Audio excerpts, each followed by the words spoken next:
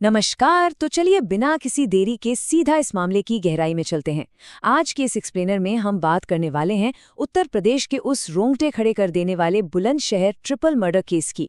एक ऐसी घटना जो शुरू तो हुई थी एक आम सी बर्थडे पार्टी के जश्न से, लेकिन देखते ही देखते वो एक खूनी खेल और फिर एक सनसनीखेज पुलिस एनकाउंटर में बदल गई। आखिर उस रात हुआ क्या था? चलिए इस पूरे घटनाक्रम को सिलसिलेवार तरीके से समझते हैं। अब कहानी की शुरुआत करते हैं बिल्कुल बीच से, सीधे खुर्जा की उस नाटकीय पुलिस मुठभेड़ से।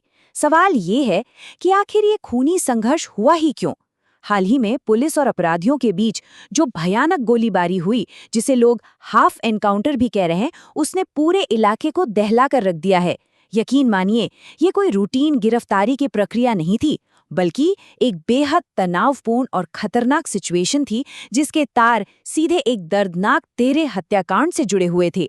तो यहाँ सबसे अहम बात यह है कि ये जो 50,000 का नंबर है ना, ये कोई मामूली आंकड़ा नहीं है।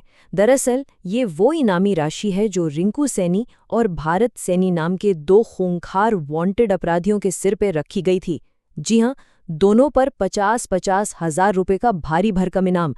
ट्रिपल मर्डर जैसी दिल दहला देने वाली वारदात के बाद ये दोनों बुलंदशहर पुलिस की रडार पे सबसे ऊपर थे और इन्हें पकड़ना पुलिस के लिए सच में एक बहुत बड़ी चुनौती बन गया था। आइए अब जरा स्टेप बाय स्टेप समझते हैं कि उस एनकाउंटर के वक्त हुआ क्या था।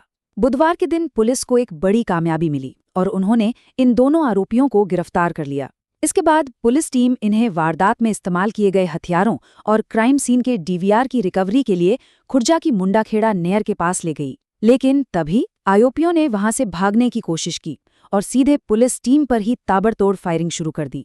जाहिर है, आत्मरक्षा में पुलिस को भी गोलियां चलानी पड़ी और इसी जवाबी कार्रवाई का नतीजा था रिंकू और भारत सैनी का एनकाउंटर, जहां दोनों के पैरों में गोली लगी और उन्हें घायल हालत में काबू कर लिया गया।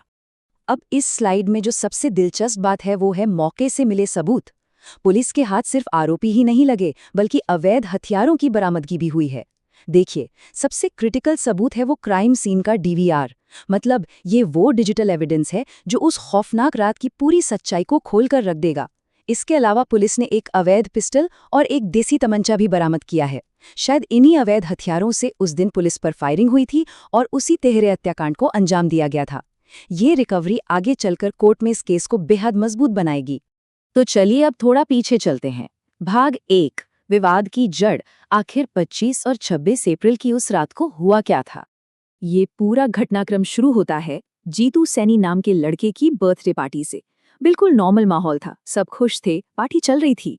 लेकिन तभी पार्टी में मौजूद अमरदीप नाम के एक शख्स ने मजाक में जीतू के चेहरे पर केक लगा दिया। बस इसी बात को लेकर दोनों पक्षों में बहस छिड़ गई। बात इतनी बिगड़ गई कि अमरदीप ने अपने रिश्तेदारों मनीष और आकाश को भी वहां बुला लिया और फिर जो हुआ, उसने इस जश्न को एक खूनी बर्थडे पार्टी में बदल कर रख दिया।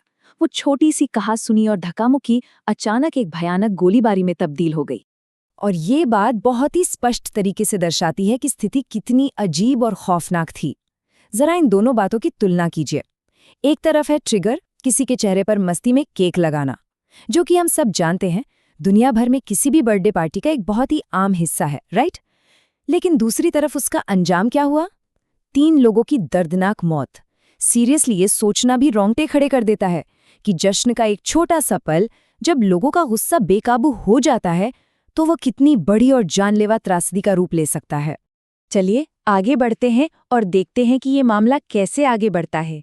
भाग 2, पुलिस की बड़ी कार्रवाई और प्रशासनिक सख्ती। अगर हम गिरफ्तारियों के इन आंकड़ों पर नजर डालें तो जांच की मौजूदा स्थिति बिल्कुल साफ हो जाती है। इस सनसनीखेज केस में पुलिस ने कुल 10 आरोपियों के खिलाफ मामला दर्ज किया था। इनमें से 3 आरोपियों को पुलिस पहले ही पकड़ चुकी थी। 2 मुख्य आरोपी यानी रिंकू और भारत सैनी, जिनका हाफ एनकाउंटर हुआ, वो भी अब पुलिस की गिरफ्त में हैं। लेकिन काम अभी खत्म नहीं हुआ है।